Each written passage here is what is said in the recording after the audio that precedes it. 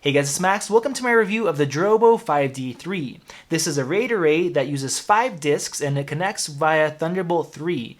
So the RAID setup means that you can have a hard drive fail and you still won't lose any data. So all your data is split up between the disks and it shows up as just one volume. So the benefit of this is, one, you get some redundancy. So like I said, if one drive dies, you don't lose any data. And on top of that, you get faster speeds than a standard hard drive. So this is the first Drobo that I've actually reviewed because the ones in the past were way too slow. They had the convenience of having multiple disks show up as one, data redundancy, and something that they call beyond RAID.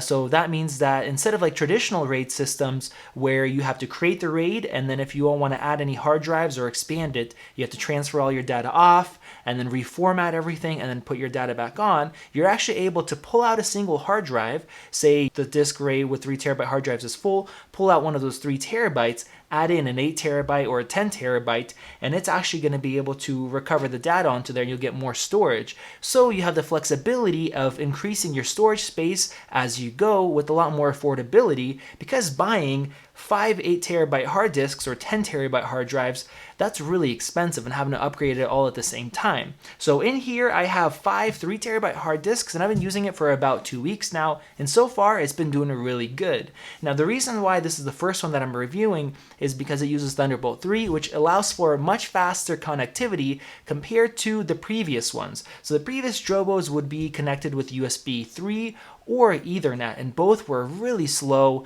way too slow for me to be able to use it as a drive to edit off of. If it's a drive for like archiving purposes or just storing data, they would do a good job, but the Ethernet ones would typically run at about 80 megabytes per second, which is ridiculously slow, less than half of just buying a regular hard drive and plugging it into your computer. The USB 3 ones would run maybe at about 100 to 150, also really quite slow, really disappointing.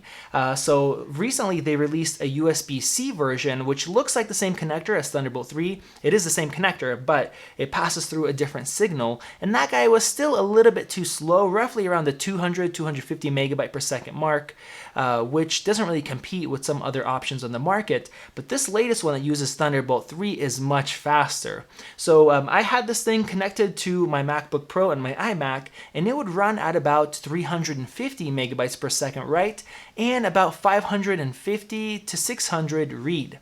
So this uses 5 drives, and that is a little bit on the slower side for the write speed, but the read speed is pretty decent compares to other options that have 4 or 5 drives. I recently reviewed a 12-bay QNAP NAS, which you guys could check out that video by clicking the card above or using a link in the video description after this video. And I'm also working on a review on a 4-bay option. Now those have the added flexibility of being able to be connected to the internet. You can do a lot of different things with them, install different apps.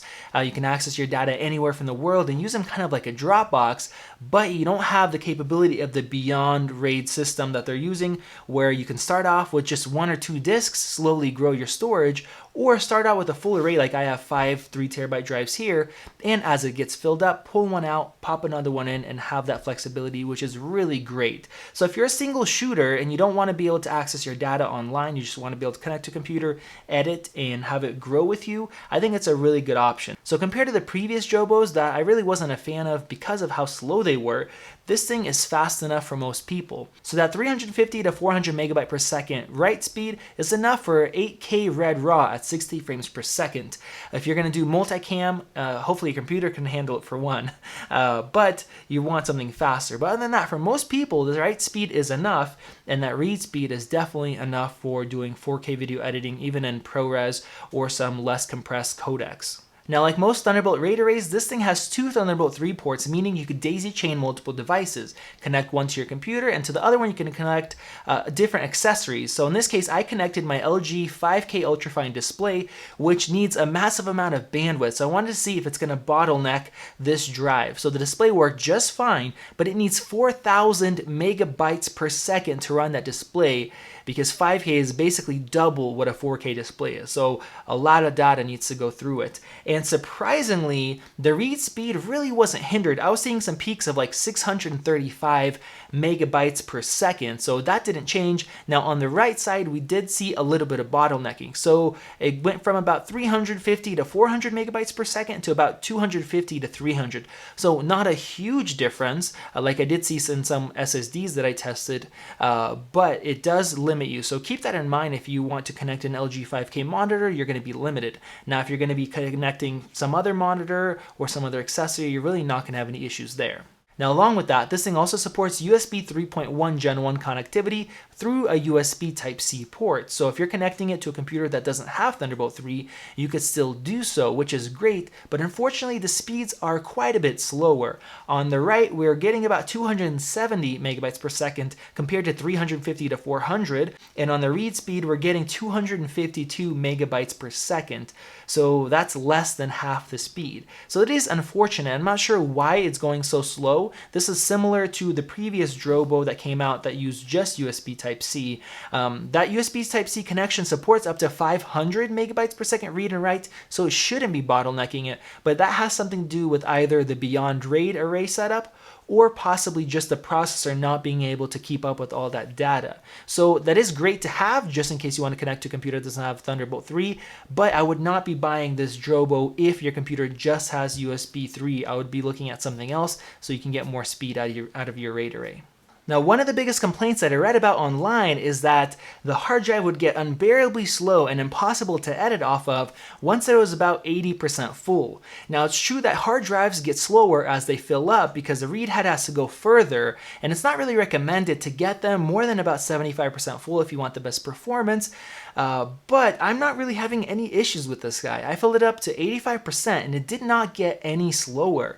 Now, I think that's because this RAID array and this enclosure isn't reaching the maximum potential of these hard drives, so when they do slow down, the bottleneck is elsewhere, not on the actual drives themselves.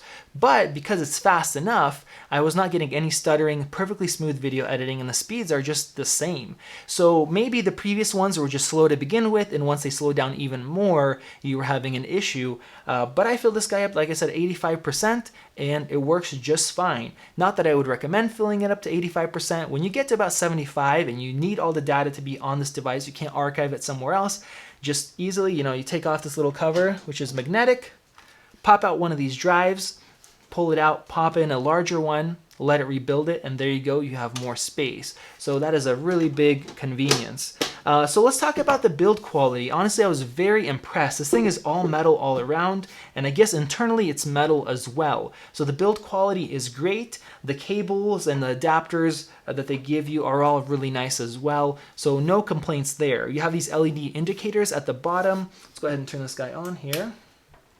We'll plug it in, and the LED indicators tell you what's working, what's not, if the drive needs to be replaced. See how that shows up there. And those can be disabled, or you can dim them in the settings, which we'll take a look at in just 1 second. The only kind of complaint that I have about the actual unit itself is the fan on the back is quite loud, and this is a common complaint as well. It's definitely louder than the 4-bay QNAP that I'm also reviewing at about the same time here. So I have seen some people go online and they've made some guides on how to take this guy apart and replace the fan with something like a Noctua, which is much quieter. So if the sound is an issue for you, then you might want to do that. But it's not extremely loud. But if it's going to be on your desk right next to your computer, you probably will notice it unless you're in a loud environment. Now, along with the 5 drives here, which are toolless, so you don't need to pull anything out, they literally just pop right in, and then this kind of clamps it on. We have an M.2 slot at the bottom, and this is for SSD caching, and they recommend between 64 to 128 gigabyte of SSD. So when you're accessing files often, it's going to actually put those on the SSD and give you faster speeds. Now, unfortunately, I was not able to test that because the PCI SSD stick that I got was the longer version, and this guy needs the shorter ones. As far as I know, you don't get that much more speed, and if you're doing video editing, you most likely won't notice a difference. But if you're accessing small documents or photos where you're switching through them quickly, like in Lightroom, if you're going to be culling, editing, then that might be something you want to do. And a 64 or 128 gigabyte SSD, they're fairly inexpensive, so I would definitely suggest that. Now, one of Drobo's catchphrases is that this is the most simple RAID array that you've ever put together, and I definitely think that is true. You don't have to have any cages or anything for your drives. You don't have to use any screws. You just put them right in. You go through the quick startup. It really guides you through it. There was a firmware update that needed to be done as soon as I connected it, but in less than 5 minutes, this whole thing was up and ready to use. So they do make it very simple. So if you're not very technical with computers, it's going to be very easy for you. And the software is laid out very simply, and it's very easy to understand as well. So let's go and take a look at that. As you guys can see, the Drobo just shows up on your desktop just like a regular USB drive that you plug in. So it's nice and quick and easy to plug it in and to eject it. Here I have my different folders in here. Let's go ahead and open up the software. So here I have my Drobo 5D3. I can open it up, get some information. As you guys can see, I have a warning here, and that's because basically the hard drives are just getting full. Like I said, I filled them up to 85%. Can go through device information. You guys can see the different drives that I have. I can plug them in here, and it's gonna monitor the health and let me know if one of the drives are gonna go bad. And here we just see kind of like a clone of the Drobo. Let's go to capacity. So here I have 9.14 terabytes used. And we can go over to volumes and just have one volume set up here. The max capacity is listed at 64 terabytes, and I only have, let's see, 12 terabytes worth of data here, so I can keep pulling them out and adding them back in. So you have different options here if you want to change the lights. Let's go to the settings here, the name, so LED lights, I can dim them, raise them back up, and some preference options here. So if there's any issues, I can set it up so that it will actually send me an email, so I'm aware of that. So very, very simple to use, very simple software, and overall it's just a really good experience. Now I have had some people have issues with them dying and said that the customer support isn't great. Unfortunately, I'm not able to test that out. It hasn't died on me so far, so I hope Drobo is doing better in that area as well. So overall, I definitely recommend the Drobo 5D3. Yes, it's not the fastest 5-bay Thunderbolt 3 RAID array like the LaCie or the Pegasus, but it costs less money. You can buy just the case by itself without a bundled array of hard drives, where most of the other options, they force you to buy hard drives with them, so your initial cost is much higher, and overall it's going to cost you more. Here you can buy the case, use just 1 or 2 hard drives initially, maybe even some that you already own, and you're also able to mix and match different hard drive sizes, where with the other solutions you can't do that. And then you can kind of have it grow with you, or use a larger RAID array and just slowly swap out the drives to larger disks. Like I said, I had these 5 3 terabyte disks, which aren't huge, and they fill up quite fast in a RAID array like this, but as I have it filled up, I can pull one out, pop in an 8 terabyte or 10 terabyte, and not have a huge investment of money right away. So I recommend it. It's done a great job so far, and it is quite flexible, even though you don't have the fastest speeds. So if you have Thunderbolt 3, give it a shot if this is something that's going to work for you. Once again, you do have the different options like the QNAP that I have just reviewed, and I'm reviewing the 4-bay option. That does cost more, but you do have some other options like having it connected to the internet so you can access your files from anywhere in the world, and being able to have multiple editors connected to it at the same time. So you kind of have to choose what you want. Do you want the lower price and the flexibility of using Beyond RAID, or do you want the options to have it connected to the internet but spend more money up front? So thank you guys for watching. I'm going to have links to this Drobo in the video description below, along with links to some lower budget option hard drives and some nicer ones that are going to be lasting longer, and they're rated for 24/7 use. I'll also have a link to that 4-bay QNAP option as well that I'm going to have a review on soon, so you guys can subscribe if you guys want to see that as well. If you guys have any questions, you guys can ask in that comment section below. I will do my best to answer them. This has been Max, and I will see you in the next one.